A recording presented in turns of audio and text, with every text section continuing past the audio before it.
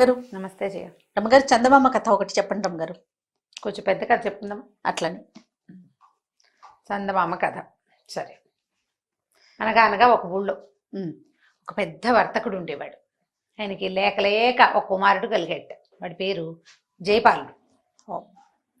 అయితే ఈ జయపాలుడు కొంచెం పెద్దవాడయ్యాక తండ్రి పాపం అప్పటికే లేక లేక కలిగాడు కదా, కొంచెం ఆయన పెద్దవాడైపోయాడు. ఏమన్నాడంటే, నాయన బిజినెస్కి మనకి పడవల మీద అంటే ఓడలు వేసుకుని సముద్రయానం చేయటం మనకు అలవాటు, అన్ని పక్కలకి వెళ్ళు కానీ వంచక నగరం మాత్రం వెళ్ళొద్దురా అని చెప్పాడు. పేరు చూడండి, వంచక నగరం అంటే వంచే నగరం అనమాట, దాని పేరే అది. చెప్పేసరికి సరేనన్నాడు. కొన్నాళ్ళకి తండ్రి గతించాక ఈ జయపాలుడే బోల్డన్ రకాల బిజినెస్లు చేసేవాడు. అక్కడికి వెళ్ళి శ్రీలంక వెళ్ళి రత్నాలు అవి తెచ్చి ఇక్కడికి తెచ్చి అమ్మేవాడు, సుగంధ ద్రవ్యాలు తెచ్చేవాడు, ఆ తిరుగుతూ ఉండేవాడు అనమాట. చాలా సరదా, వ్యాపారము బాగుండేది, తిరగడము సరదాగా ఉండేది. ఏవో కొన్ని దేశాలు ద్వీపాలు చూశాక నాన్న వంచక నగరం వద్దన్నాడు. వెళ్ళాలి, అదేమిటో చూద్దాం. అసలు ఎందుకు వద్దన్నాడు నాన్న? అదే కదా, వద్దన్నాడు అంటే ఒక కారణం గ్యారంటీగా ఉంది. అదేమిటో ఆయన చెప్పలా, మనం తెలుసుకుందాం. ఈ పని చేసే వాళ్ళు చాలా మంది ఉంటారండి. సరే, వంచక నగరానికి తిప్పమని తన పడవ వాళ్ళకి చెప్పాడు. సరే, అప్పటికి అతని దగ్గర 3 ఓడలు ఉన్నాయి. ఈ 3 ఓడలని ఆ వంచక నగరం వైపు తిప్పించాడు.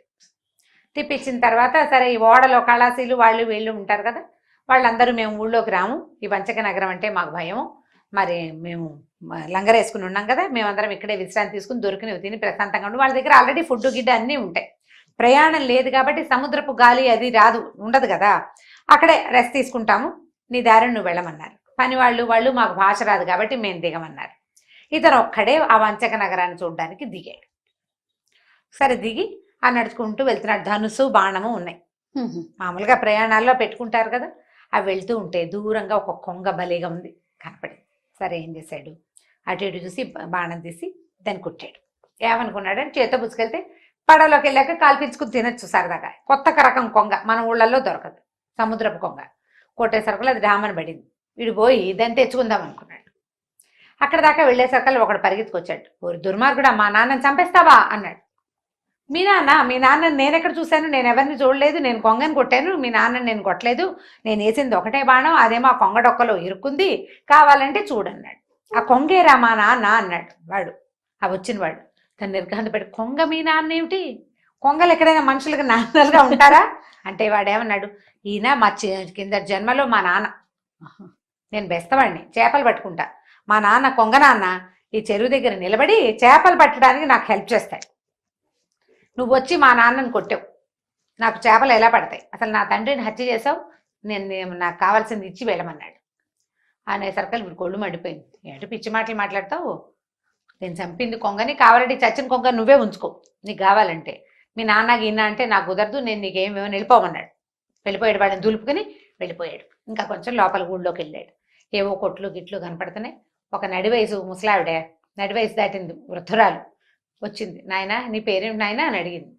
మనవాడికి ఏం తెలుసు, జయపాలుడండి, ఫలానా ఊరండి, ఫలానా ధనపాలుడు కొడుకునండి అన్నాడు. అనగానే, ఓరు నాయన నువ్వురా నాయన అని కావలించుకుని ఏడ్చింది ఆవిడ. మీ నాన్న ఇది వరకు ఈ ఊరు వచ్చి నన్ను పెళ్లి చేసుకుని వదిలేసి వెళ్ళిపోయాడు, మనోవర్తి కింద నాకు ఒక పడవ ఇస్తానని చెప్పాడు, వెళ్ళిపోతూ నా పడవ నాకు ఇచ్చి కదులు అంటుంది. అసలు మా నాన్న పెళ్లి చేసుకుని వీటికి ఒక డౌట్ వచ్చింది, వంచక నగరానికి వెళ్ళదన్నాడు నాన్న, ఇక్కడ ఖాతా ఉందా అని డౌట్ వచ్చి, మా నాన్న అలాంటి వాడు కాదు, ఇప్పుడు లేని నాన్నకి నేను ఇది ఇవ్వాలంటే మనోవర్తి ఇవ్వాలంటే నేను ఎక్కడ ఇస్తాను, అసలు నువ్వెవరో తెలీదు, నేను నీకు మనోవర్తి ఇవ్వాలంటే మా నాన్న నాకు చెప్పాలి, ఆయన నాకేం చెప్పలే, నేను చచ్చినా నీకు మనోవర్తి గిన్నెవర్తి వెళ్ళిపోమని. అక్కడి నుంచి బాగా ముందుకెళ్తే సరే, గడ్డం అది పెరిగి ఉంది ఇతను, కొంచెం తనుకుంటే మొహం బరగ్గా ఉంది. ఒక క్షురకుడు ఒక అతను కూర్చుని ఉన్నాడు. ఏమో క్షౌరం చేస్తావా అని అడిగాడు. చేస్తాను బాబు అన్నాడు. ఏమేమంటావంటే నన్ను సంతోష పెట్టండి బాబు అన్నాడు. సంతోష పెట్టడమే కదా, దానిదేముంది అని కూర్చున్నాడు. చక్కగా వాడు మొహానికి నున్నగా సబ్బు గిబ్బు రాసి క్షవరం చేశాడు. ఈయన మామూలుగా పావలా ఇస్తారు. జయపాలుడు వ్యాపారస్తుడు కదా, పైగా 3 పడవలు ఉన్నాయి. జేబులోంచి ₹1 వెళ్ళదీసి అతని చేతిలో పెట్టాడు. పావలా ఇచ్చే చోట రూపాయి ఇచ్చాడు. ఆ రూపాయి వీడి మొహాన్ని కొట్టాడు వాడు, అవతల వాడు. నన్ను సంతోష పెట్టమన్నా, ఈ రూపాయితో నేను సంతోష పెట్టల్లా అనేసరికి ఇతనికి అర్థం కాల. అదేమిటి, పావలా ఇచ్చే చోట నేను 4 పావలాలు ఇస్తే నువ్వు సంతోషపడకపోతే నాదే తప్పు, తీసుకుంటే తీసుకో లేకపోతే లేదు, సంతోష పెట్టడం ఏమిటి, నేను చేయను అన్నాడు. అక్కడి నుంచి వెళ్ళిపోయాడు.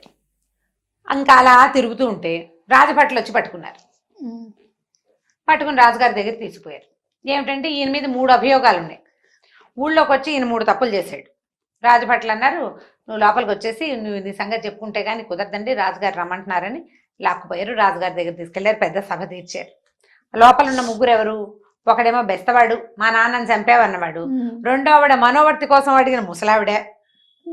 మూడోవాడేమో క్షౌరం చేసిన క్షురకుడు. ఏమిటంటే నన్ను సంతోష పెట్టలేదు. బాగున్నాయి, బాగుందిగా. సరే రాజుగారు అన్నాడు, వాళ్ళ నాన్నని చంపి వాడి జీవికను పాడు చేసావు కాబట్టి వాడికి ఒక ఓడిచ్చేయాలి నువ్వు అంటే లిస్ట్ అడుగుతారు ముందు. నీదే ఊరు, ఎక్కడి నుంచి వచ్చావు, ఏం చేస్తావు, నీ దగ్గర ఏముంది, అది ఉంది ఇది అడుగుతారా? అడిగినప్పుడు వీడు మొత్తం నా దగ్గర 3 పడవలున్నాయి, రంగరేసి అక్కడ పెట్టొచ్చాను అన్నాడు. చెప్పంగానే ఓ పడవ వాడి నాన్నని పోగొట్టి వాడి జీవికను పోగొట్టినందుకు ఒక పడవ వాడికి ఇచ్చేయి. ఓకే ఓకే, మనోవర్తి కింద మీ నాన్న ఇవ్వాలి కదా ఈ ముసలావిడికి, ఆవిడికి ఓ పడవ ఇచ్చే. ఓకే బాగుంది. ఇప్పుడు మూడోవాడిని ఏంటంటే సంతోష పెట్టాలి. వాడు సంతోషపడతావు. దేంతో సంతోషపడతావు అంటే ఒక పడవ ఇస్తే సంతోషపడతాను బాబు అన్నాడు. వీడిని సంతోష పెడతానని నువ్వు ఒప్పుకున్నావు కాబట్టి నీ దగ్గర 3వ పడవ ఉంది కాబట్టి అది వీడికి ఇచ్చేయి. బాగుంది. 3 పడవలు ఇచ్చేశారు. ఈ లోపల ఏమైంది, జయపాలుడికి అర్థం కాదు. నాన్న వద్దన్నాడు, బుద్ధి తక్కువై వచ్చాను నేను అని ఆలోచిస్తుంటే రాజుగారి అబ్బాయి ఒక 10 ఏళ్ళ వాడు ఏదో బంతి ఆడుకుంటూ వచ్చేసరికి జయపాలుడు చక్క తయారై బాగున్నాడు కదా. వీడి మెడలో ఇంత చక్క వజ్రాల హారం ఒకటి ఉంది. ఈ వజ్రాల హారం తీసి రాజుగారి అబ్బాయి మెడలో వేసాడు. 3 పడవలు పోయినాయి కదా. పోయినా సరే అయినా సరే వీడు ఎక్కడా తగ్గడనమాట. అదే వేయంగానే రాజుగారు సంతోషంగా ఆనందంగా పెట్టాడు. మీ ఊళ్ళో దొరుకుతాయి నాయన ఈ వజ్రాలు అంటే, అవునండి మీరు సంతోషించారు అన్నాడు. ఎందుకు సంతోషించాను? చాలా సంతోషించాను. అబ్బాయి మెడలో నెక్లెస్ చాలా అందంగా ఉంది, ఇలాంటివి ఏమైనా దొరికితే ఇంకో 2-3 కొందామనిపిస్తుంది, మా చిన్న అబ్బాయి కూడా వేయచ్చు అన్నాడు రాజు.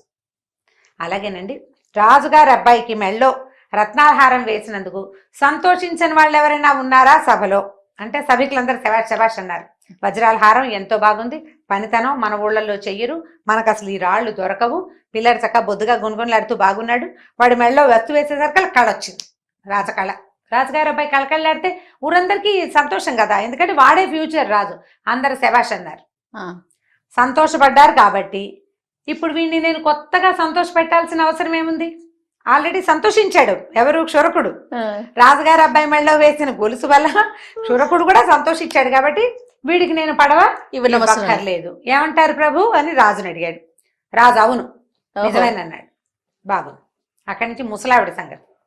మా నాన్న మనోవర్తి ఇవ్వాలి, మా నాన్న పోయాడు, ఈవిని మోసం చేశాడు. కానీ మా ఊళ్ళల్లో సతీ సహగమనం ఉంది. మా నాన్న మరణించినప్పుడు మా అమ్మ కూడా సహగమనం చేసింది. కాబట్టి ఈ అమ్మగారిని మా నాన్న కోసం సహగమనం చేయమని, ఆయన ఎప్పుడో చచ్చిపోయాడు అనుకో, ఎప్పుడో దహనం చేసాం, ఆయన కోసం చితిమంటల్లో దూకితే ఆ పడవని అమ్మి దాని డబ్బుల్ని ఈవిడ వారసుల సంతానం ఇంకో పెళ్లి చేసుకునే ఉందో లేదో వాళ్ళ చుట్టాలకు ఇస్తాను మొత్తం డబ్బులు. సహగమనం చేస్తే అప్పుడు మా నాన్న ఆస్తి ఈవిడికి తక్కుతుంది. మా అమ్మ సహగమనం చేసింది, ఆస్తి అంతా నాకు వచ్చింది అనేసరికి నేను చచ్చినా చావనందిట ముసలావిడ. ఇక నువ్వు చావనంటే నీకు డబ్బు ఎందుకు వస్తుంది? మనోవర్తి ఎప్పుడు వస్తుంది? నువ్వు సహగమనం చేస్తే వస్తుంది. నువ్వు భర్తతో కలిసి ఉండాలి, సహజీవనమైనా ఉండాలి, సహగమనమైనా ఉండాలి. మొగుడుతో లేవు, ఆయన పోయాడు, నువ్వు గమనం చెయ్యి, నీకు డబ్బు ఇచ్చేస్తాం, నేను చచ్చిన చావనని అనేసరికి రాజన్నాడు, అయితే నీకెందుకు డబ్బు, నీకు అక్కర్లేదు, అబ్బాయి క్యాన్సిల్. రెండో పడవ కూడా క్యాన్సిల్ అయిపోయింది. ఇప్పుడు 3వ వాడు ఉన్నాడు బెస్తవాడు. అప్పుడు ఏం చెప్పాడంటే, కాదండి మా నాన్న చనిపోయిన సంగతి మీకు ఇప్పుడే కదా చెప్పాను ప్రభు, ఇప్పుడు సహగమనం చేయమంటే ఈ అమ్మగారు వద్దంటోంది. మా నాన్న అండి చచ్చిపోయాక నేను చాలా లేకలేక పుట్టాను, ఈ పడవల వ్యాపారంలో కూడా మా నాన్న చాలా సహాయం చేస్తాడు. ఆయన చేపగా పుట్టి ఈ సముద్రయానంలో నేను ఏ దిక్కుకెళ్లాలో మా నాన్నే చెప్తాడండి నాకు ఎప్పుడూను. అలాంటి మా నాన్నని కొంగగా పుట్టిన వీడి నాన్న తినడానికి చూస్తున్నాడు. నేనేం చేయను? మా నాన్నని రక్షించుకోవడానికి కొంగని చంపాలా వద్దా మీరు చెప్పండి అన్నాడు. సభికులందరూ అదేమిటది నిజమే కదా, మీ నాన్న మీద కాపాడాలి కదా. మా నాన్నని, మా చేప రూపంలో ఉన్న నాన్నని కొంగ రూపంలో ఉన్న వీడి నాన్న చంపైపోయాడు, అంచేత నేను కొంగని చంపేశాను అనేసరికి రాజుగారు చెల్లు ఇంకేముంది అన్నాడు. చెల్లాక ఇప్పుడు ఏమైంది? 3 పడవలు ఎవరి దగ్గర ఉన్నాయి? వాడి దగ్గర జయపాలుడి దగ్గర ఇంకేం ఇవ్వక్కర్లేదు. కాబట్టి వీళ్ళెవరికి నేనేమి ఇవ్వక్కర్లేదు ప్రభు. నమస్కారం, వెళ్ళొస్తాను. రత్నాల హారం అబ్బాయి మెడలో బాగుంది. రత్నాల హారం అబ్బాయి మెడలో బాగుంది. బతికి బాగుండి నేను మళ్ళీ ఈ ఊరు వస్తే ఇలాంటి రత్నాల హారం ఇంకోటి చేయించి మీ చిన్న అబ్బాయి కూడా తీసుకొస్తానండి శభాష్. అన్నాడు. అనగానే రాజుగారు శభాష్, చాలా బాగా చెప్పాడు, జయపాలుడు చాలా గొప్పవాడు, ఒరే ఎవరైనా గుర్రాలు వేసుకుని తీసుకెళ్ళి సముద్రంలో ఆయన పడవల దగ్గర దింపిరండి అన్నాడు.